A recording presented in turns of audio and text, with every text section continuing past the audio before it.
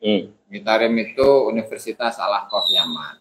Universitas Al-Ahqaf. Al-Ahqaf. Yaman ya? Yaman. Ya, Tarim. Tarim. Nah, kebetulan ini Mas Aziz. Kalau saya lihat-lihat video, ini nampaknya kota Tarim kota hebat. Apanya yang hebat?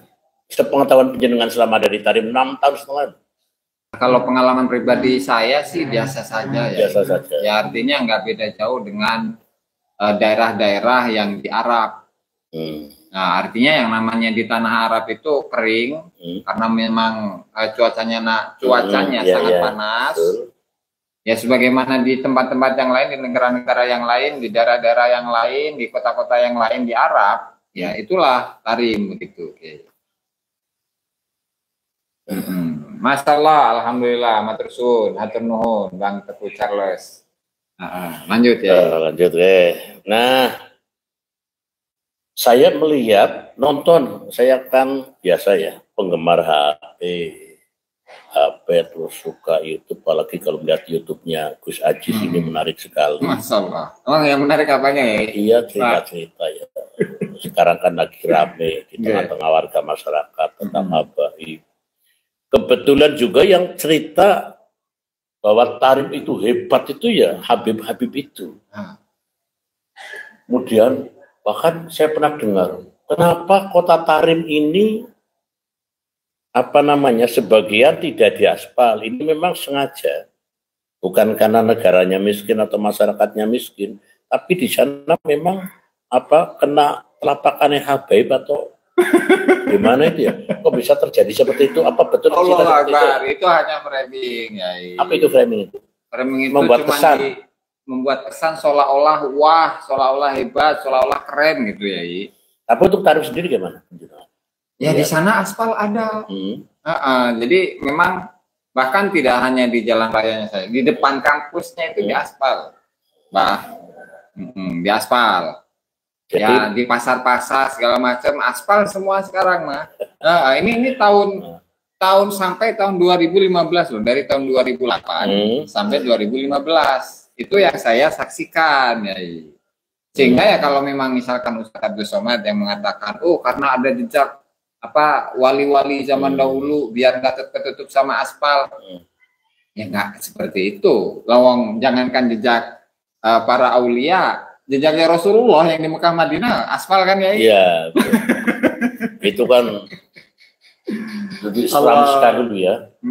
Yang nggak tahu apa betul. Saya juga kadang-kadang penasaran apa betul sampai sehebat itu. Malah saya dengar lagi, saya nonton di YouTube. Katanya saking hebatnya Tarim, masjidnya saja ada sebuah tiang masjid yang bisa mengingatkan ketika orang sholat lupa tidak baca Fatihah misalnya, betul nggak? Enggak. Percaya nggak? Nggak percaya sama sekali. Nah ini lagi orang nggak percaya. Jadi sekali lagi itu framing lagi itu ya, untuk menunjukkan bagaimana keagungan, kemuliaan, kehebatan, keluar biasaan dari kota Tarim. Padahal kalau kesaksian dari Louis LWC Vandenberg itu malah di tahun 1850 ya, itu kan banyak penduduk Tarim itu yang meninggalkan kota Tarim. Meninggalkan kota Tarim. Ya. Kenapa itu?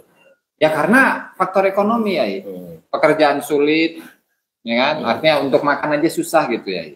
Nah sehingga banyak kemiskinan. Sehingga di tahun-tahun itu, itu banyak yang ke Indonesia, gitu. Yang kemudian di sini oleh masyarakat ternyata diagung-agungkan, begitu. Ya mau mengagungkan siapa sih silakan aja ya. Cuman dengan klaim misalkan sebagai keturunan Rasulullah, masa sih masih percaya? Pembuktiannya aja tidak bisa membuktikan, begitu kan ya. Iya. Ya makanya gitu ya. Ini kepercayaan masyarakat terhadap Habib ini disebabkan pengakuan mereka ini masih keturunan Rasulullah. Kalau penjenengan gimana itu? Ya nggak tersambung ya. Nggak tersambung. Tadi kajian Kiai betul. Betul.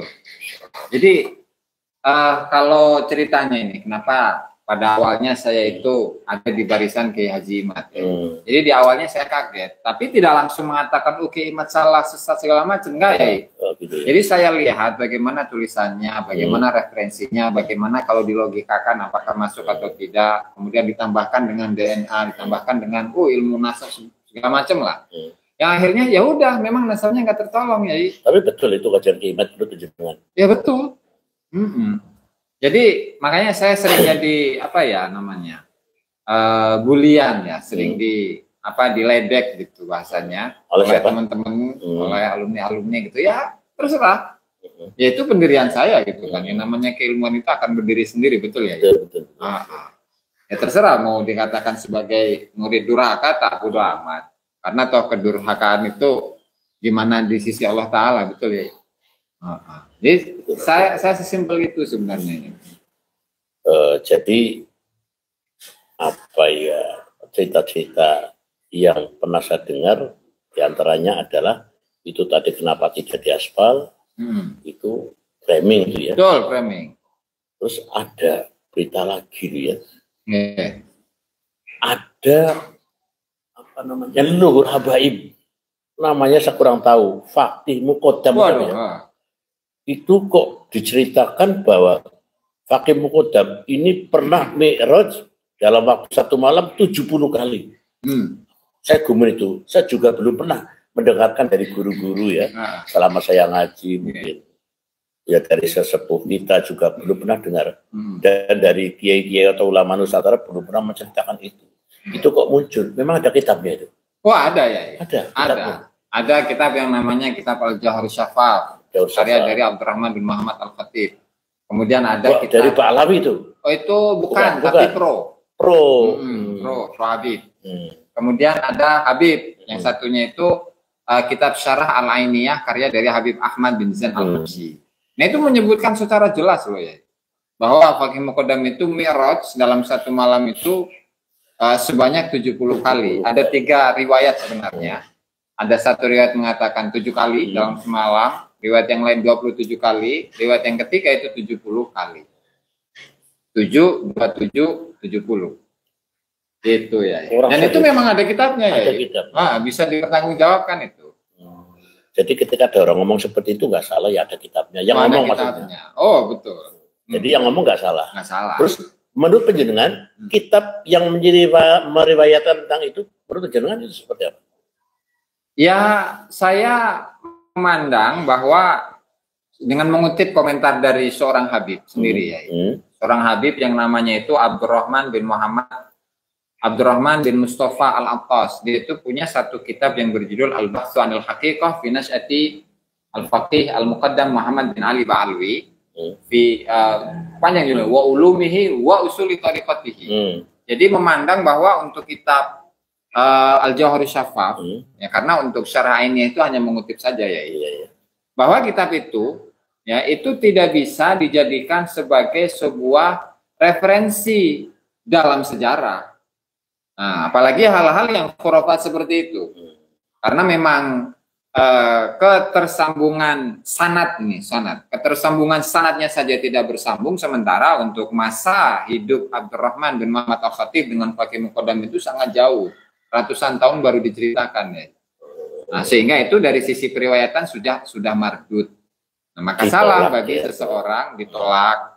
Nah, sehingga bagi seseorang yang menjadikan kitab Al-Jauhar Syafaf yang dengan kata lain kitab itu adalah kitab dongeng sebenarnya ya, kayak Malin Pundak, Tangkuban Perahu. Nah, barangkali di Kebumen pun juga ada ya.